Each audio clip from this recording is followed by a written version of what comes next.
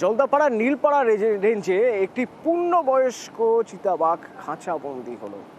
কিভাবে সম্ভব হলো, বন দপ্তর কি বলছেন জানবো। রাজকুমার প্রতিনিধি আমার সঙ্গে রয়েছেন। রাজকুমার, দেখো অতনুদা, এই যে জলদাপাড়া জাতীয় উদ্যানের যে নীলপাড়া রেঞ্জের অধীনে কিন্তু দলসিংপাড়া চা বাগান, যে চা বাগানটি দীর্ঘদিন থেকে বন্ধ হয়ে পড়ে রয়েছে, বন্ধ থাকার কারণে এই চা বাগানের বিভিন্ন এলাকায় ঝোপঝাড়ে ভরে গেছে এবং এইখানে কিন্তু বেশ কয়েকদিন থেকেই চিতাবাঘের আনাগোনা চলছিল এবং হামলাও চলছিল। বেশ কয়েকটি শূকর এবং ছাগলও কিন্তু সাবার করেছে চিতাবাঘ। ফলে স্থানীয়রা দাবি তোলে যে এখানে একটি খাঁচা পাততে হবে এবং সেই কারণে জলদাপাড়া জাতীয় উদ্যানের নীলপাড়া রেঞ্জের পক্ষ থেকে ছাগলের টোপ দিয়ে এখানে খাঁচা পাতা হয়।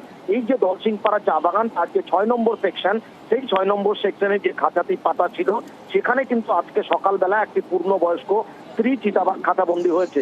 ইতিমধ্যেই কিন্তু জলদাপাড়া জাতীয় উদ্যানের বনকর্মীরা সেই খাঁচাবন্দি চিতাবাঘটিকে তুলে নিয়ে জলদাপাড়াতে নিয়ে গেছে এবং সেখানে কিন্তু প্রাথমিক চিকিৎসার পর সেটিকে আবার গভীর জঙ্গলে ছেড়ে দেওয়া হবে বলে জানিয়েছে বন দপ্তর। ধন্যবাদ।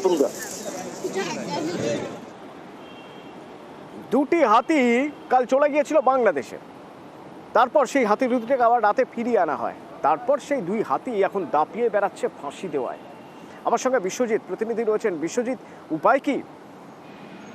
দেখো, একেবারে এই দুটিকে জঙ্গলে ফেরানোর জন্য যথেষ্ট উদ্যোগী হয়েছে বন দপ্তর। তোমাকে জানিয়ে রাখি, গতকাল বাংলাদেশে ঢোকার পরে ফের তাদেরকে ভারতে আনা হয় এবং ভারতে আনার পরে রাতভর কিন্তু এই হাতির হদিশ পায়নি বন দপ্তর।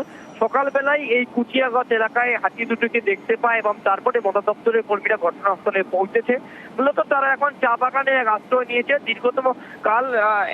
দীর্ঘতম পথ পাড়ি দেওয়ার পরে ক্লান্ত রয়েছে এই হাতিরা, তাই হাতিদের ক্লান্তি দূর করেই তারপরে কিন্তু ড্রাইভ করে জঙ্গলে ফেরানোর উদ্যোগ শুরু করেছে বন দপ্তর। তবে আজ রাতের মধ্যেই জঙ্গলে ফেরানো হয় বলে বন দপ্তর সূত্রে জানা গিয়েছে। তবে গোটা ঘটনায় আতঙ্কিত রয়েছেন এলাকার বাসিন্দারা। ধন্যবাদ। না, আমাদের স্টাফ সবাই 100% এফোর্ট লাগিয়েছে। তো আমরা সাকসেসফুলি বাংলাদেশ থেকে আমরা ওটাকে ড্রাইভ করে আমরা এখানে আমাদের এরিয়াতে ইন্ডিয়াতে আমরা আনতে পারিছি। কিন্তু তো এখন সকালবেলা আমরা খবর পেয়েছি ভোরবেলা, তো তারপরে আমরা ইমিডিয়েটলি আমাদের সব টিম আমাদের এখানে চলে এসেছি। আমরা কুচিয়াগঞ্জ একটা ভিলেজ আছে, ওর পাশে একটা টি গার্ডেন, প্রাইভেট টি গার্ডেনের মধ্যে বিহার বর্ডারও আছে পাশে।